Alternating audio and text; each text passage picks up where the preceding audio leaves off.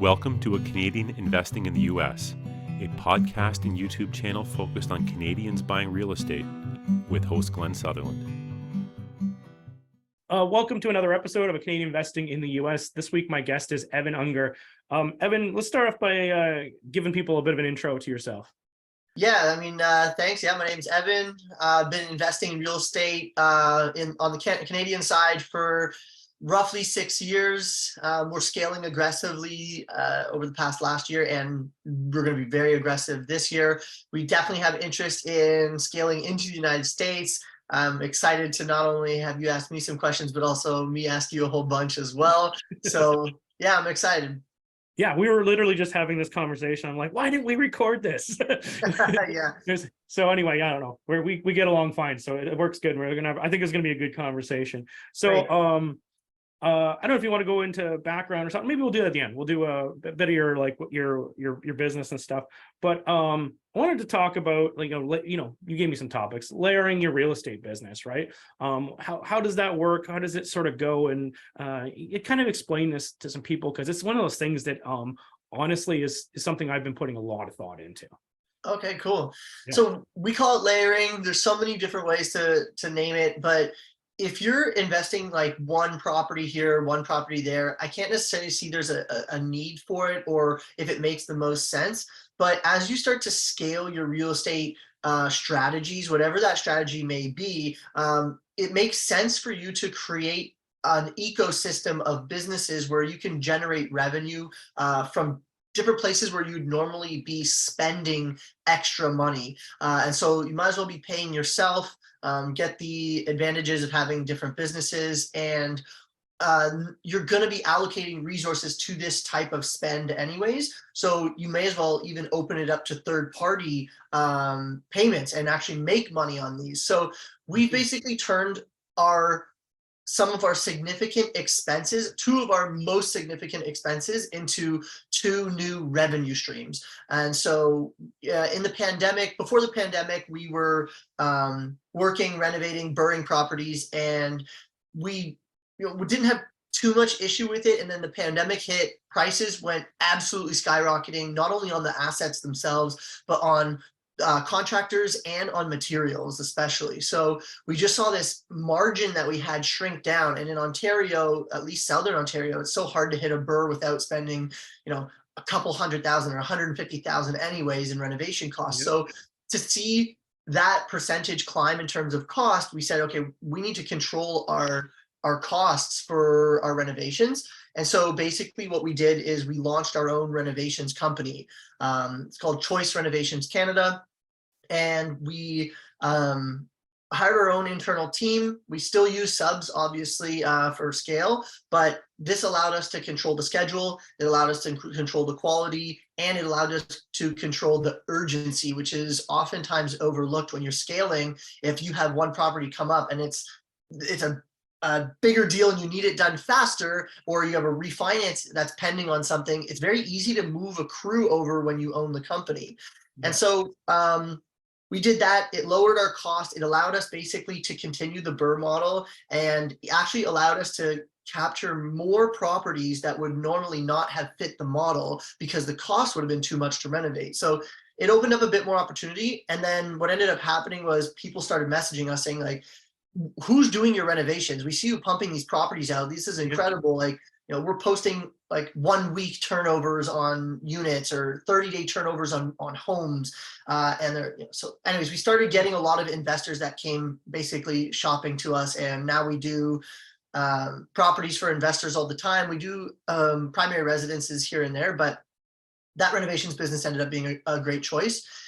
And then we found the same thing with property management. We're seeing, like, why are we spending thousands and thousands and thousands of dollars a month on fully stabilized properties that we've just renovated? The maintenance is going to be fairly low. If we pick the right tenants, the needs should be fairly low, but yet we're paying, anywhere from 6 to 8% gross a month. It eats your profit. So we did the same thing. We launched our own property management, and then now we're bringing in other people into the company as well. Cool. Okay, lots of time to go from there. So for the renovation business, you created a new business. You didn't go buy one, right? Correct. Right. So you're starting with a brand new business. So you have to hire the trades and everything else. Did you like just, sort of, borrow some trades or steal some trades from somebody else? Or how do you build this team? Because, these are, typically the best contractors are working for themselves or somebody else already, right? Yeah, so that right there is a great point. So we kind of did a hybrid. We didn't really buy a business, but we definitely started our own. However, we brought in a new partner. So on my businesses for real estate, it's myself and Jordan, two of us. Yep. And on the renovations business, we know where our strengths are and we know where our weaknesses are. And if we knew everything about renovations, we would have been in the renovations business, not the real estate investing business. So Jordan had a very close friend of his who was in the construction business and renovation business, and he was kind of a small team, let's say like 3 or 4 people, and he did very, very high end finishes. And so if you can do the high end, you can do the low end or the mid range. I don't want to call anything low end because it's all good, but he was very, very skilled at it. And we sat down and talked to him and said, okay, like what does your profit look like? What does this look like? And the numbers were good, but they weren't crazy. And we asked him, like, what are some of the problems you're having? He's like, well, I hate running the business side of things. I love the on-site stuff. As any trades person will tell you, good with their hands, they hate the business side of things. And so we sat down, talked, and said, listen, we'll take care of the entire business side of things. You manage the on-site stuff. We'll scale, we'll do marketing, we'll do all the business side. And one of the problems he had presented was that in the wintertime, he often has to let go of a lot of these trades because it slows down so much. Right. Yeah. I said, well, we have the solution to that. We're buying all year round. We'll keep the business flush at all times. And so we ended up partnering with him, launched the company. So we didn't have to relearn any. We've learned an insane amount just from being partners with him. And I think vice versa, him to us. But we didn't have to go crazy on figuring it out from scratch. And then the trades, he had been in the industry for so long, so he had people on his team, and we kind of, I've done a lot of the hiring myself, just posting ads on Indeed and stuff like that, and then doing the first few interviews, and then I put them on site with him for the test, and if they pass, we bring them on. That's awesome. You're leveraging other people's teams. And it's good. Was there like a concern from him that like, hey, I'm doing all the work and, you get to sit in the office and do that? Was there any of that, or did it just sort of match up, or did you have to make some compromises to make that sort of go? Yeah. So, I think that he looks at it as we're paying him very well. So not only do we pay him, I can't even say we pay him. He's an owner. So, you know what I mean? Like, he pays himself very well, and he's getting a piece of this larger pie. So not only is he still being compensated for his time, he also gets compensated on the profit as well, and he has equity in this company. So he's getting part of the profit from the house projects as well, like for the flip. No. The profit from the real estate that we take on is a separate business. Separate thing. Okay. But he's getting profit on sites that we work for, and every site we do has profit in it. So. And he's getting paid for whatever time he's spending on site. And then the beautiful thing is the vision is that his company was smaller at the time. So he's always on site. And when he's not, he was just getting a small piece of profit. Whereas now, he's getting salaried for managing the on-site stuff. And when he goes on site, he gets paid, and he's an owner. So. Okay. So then you probably had to hire some new staff. Would that more be his sort of, his side of the business, because he's sort of the expert in the construction, or how did that work out? Hello, everybody. Thanks for listening to the podcast. I just wanted to let you know that I've created a new coaching program. I believe the new coaching program has way more value than any of the programs that have even existed in the past. What we've done is pre-recorded all the lessons so that you can work through it at your own pace, which is pretty cool. And then we're going to meet up on a regular basis to answer the questions, do deal analysis, and actually spend our time together working on things instead of spending our time learning things. I think this will make a seamless transition to buying in the United States and will help you solve a lot of your problems. What I'm doing right now is offering a discount code on the course. I want to have it so we have a nice full group in order to do the deal analysis and to work through our problems together. If this is of interest to you, go to glensutherland.com/coaching. When you get to the website, click on the course and type in the discount code April 2023. This will get you $500 off for the month of April. I hope to help you guys invest in the United States, and I hope we provide as much value as possible. Back to the podcast. We try and take care of all the administrative tasks for him because he is on site. I will post the ads. I'll talk to him about like what specific skills he's looking for. I'll expand on the skills in the ads. I'll do all the initial interviewing and first 2 rounds of interviewing, and then the third I'll narrow it down to, let's say, a small handful, and we'll just place them on site with him at our own jobs that we own, and have them do a small piece of maybe more intricate work. And if he likes the quality of their work, then we bring them on. So it doesn't take too much extra effort on his side. I like it. There's something there, and like I've went to a bunch of masterminds and they talked about this, finding businesses that complement your business, right, to purchase, right? And one of the things they were talking about at the mastermind was like, say, an air conditioning company. If you're going to use, doing a lot of air conditioners, you can hire, buy an air conditioning company because it'll complement your business, or like a furnace company or HVAC company, right? Yeah. And one thing that's cool about some of these too is it changes. We're typically in a little bit of a down market right now, but some of these businesses work fine. Like people are still going to do the renovations throughout it, so it'll like sort of even out your cash flow. For instance, like say you had an HVAC or an AC company, if things don't go so well, when homeowners, if they are in the winter and their furnace goes, do you think they're going to pay their mortgage or get their furnace fixed if things are tight? They're going to pay to get the furnace fixed because they need it. It's like a necessity in Canada. If you're down in, say, Florida in the summer, it's a necessity to get that air conditioner fixed, right? Yeah. Depending where you are, right? So it's one of those things that's really cool to think about the businesses that complement your business. What about the property management side of that? How did that go? That was a hard one, but it was hard to get off the ground, put it that way. And we're still learning and still going. Like I feel like every day I'm learning new things in these businesses, which is kind of why I love the challenge. But the property management was simple when we looked at how much money we were spending on management, and it was just like, it's mind blowing when you have a decent sized portfolio. You look at it and no matter what, it's on gross. So no matter what it is, right? So you're looking at it and you're just like, this is such an enormous expense. And like I said, when these properties are being rented, it's one thing if we had a bunch of like slumlord homes with a lot of issues and a lot of maintenance, and I'd be like racking my brain, how do I do this? But we have 99% of our properties we renovate before we rent them out, so they're in like beautiful condition, and the maintenance is going to be very low. So we put these good tenants in them, and there's not much to it, so we're just looking at these tens of thousands of dollars a month being spent on property management. We said, you know what, this is an easy way to keep the cash in our pocket. So we launched it. Spoke to our lawyers. They took care of that stuff. We launched it internally only to start, and then we're slowly expanding externally now. So the internal alone saved us a fortune. I outsourced the management of the day-to-day to a virtual assistant.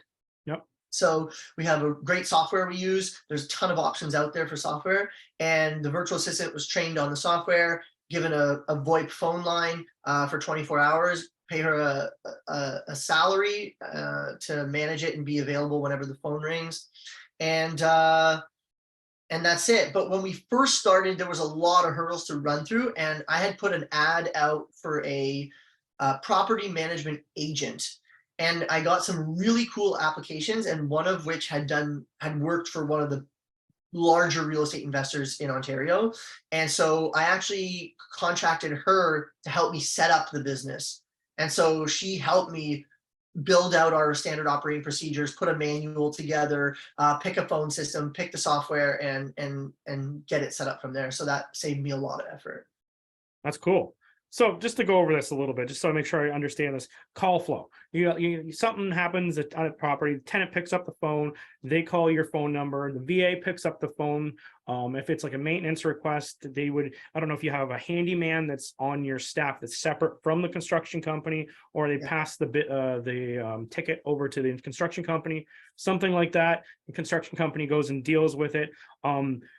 Does the virtual assistant deal with like, just checking to make sure people have paid their rent, all the online portal? Do they deal with all that too? I was wondering if they were just like basically an incoming call center or if they're doing the whole thing. Everything. So the software is really like an all-in-one software. So we have in Canada anyways, yes, they deal with everything. The software will show you everything. It encompasses maintenance, rent payments, reminders, your end notices, your leases, absolutely everything. So she, like when we have rental applications, they come into this site, she gets the notification, she emails them, okay, here's the information I need to complete your application. She does an evaluation. If it's below the threshold that we've set out, it gets declined. If it's above and fits the threshold we're looking for, she will evaluate a group of the candidates, wait until there's a few candidates, and then she will send an email. Here's your top candidates, pick from them. And then the consultant that I told you about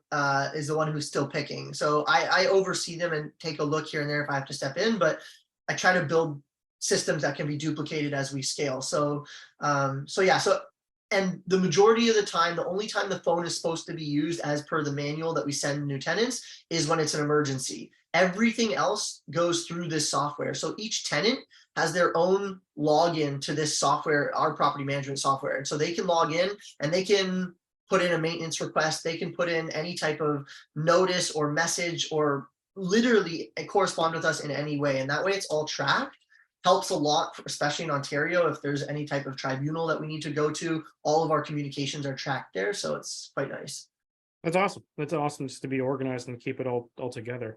Mhm. And so I think I heard this, but I'm just going to clarify. Maybe I'll be asking a stupid question, but the physical part of the lease ups, you have another agent that goes and physically lets them in.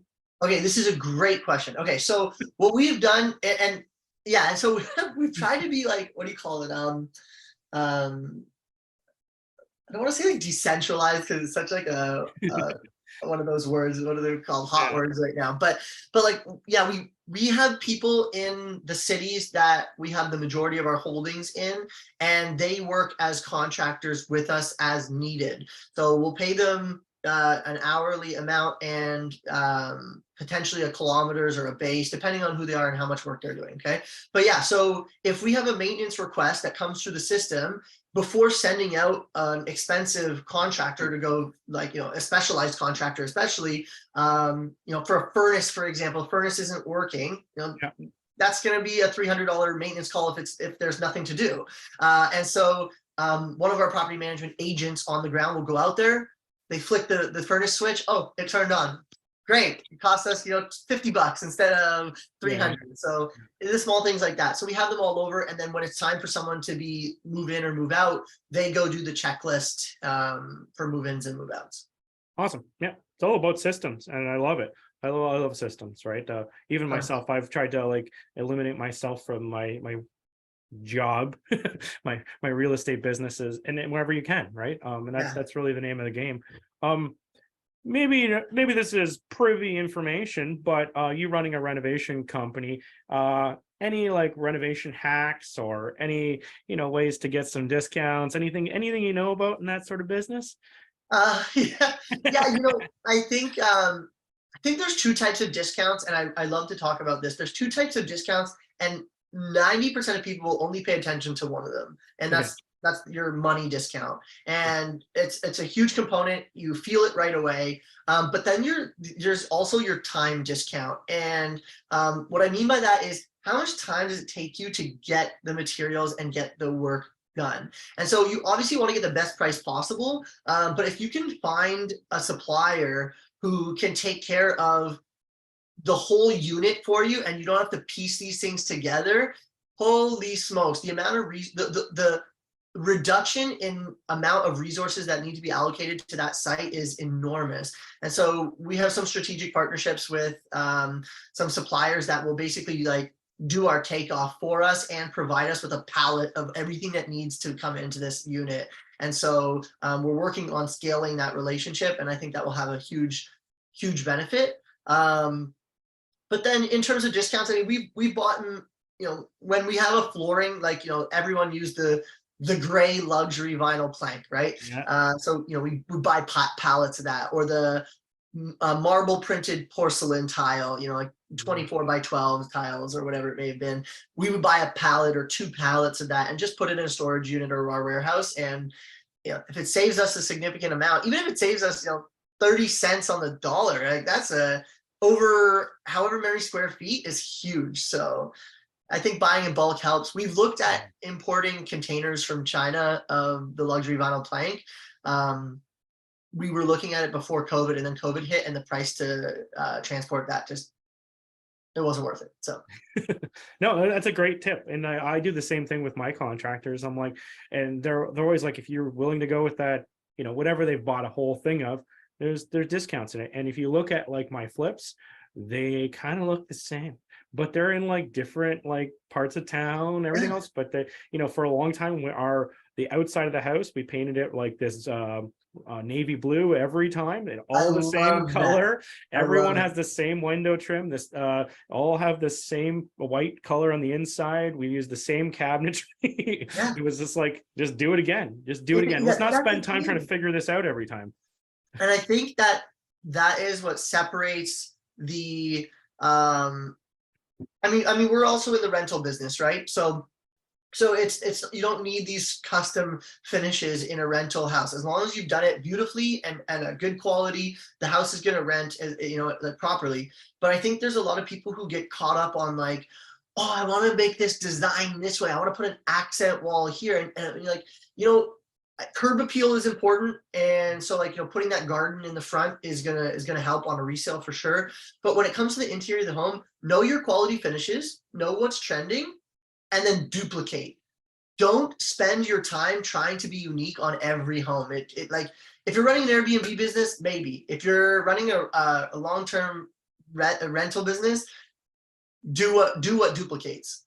I agree. Like everyone, I think HGTV has put this in everyone's head. They're like, someone says, oh, I want to flip, and the other person in the relationship goes, oh, maybe I could be the person to the decorator, and I could pick all these different 100%. Tiles every single time. 100%. You know how often I hear that from my significant other? I can do this part for you. Like, I'll decorate this one for you. I'm like, listen, when I have the next Airbnb we do, it's all yours. Yeah, go for it. Then, Airbnb is different. Yeah, hands off until Airbnb. That's exactly it.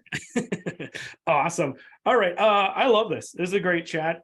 If Evan, if people wanted to get a hold of you, wanted to, see if there's some sort of synergy with the property management, synergy with the contracting, maybe what areas you cover, and then how to get a hold of you.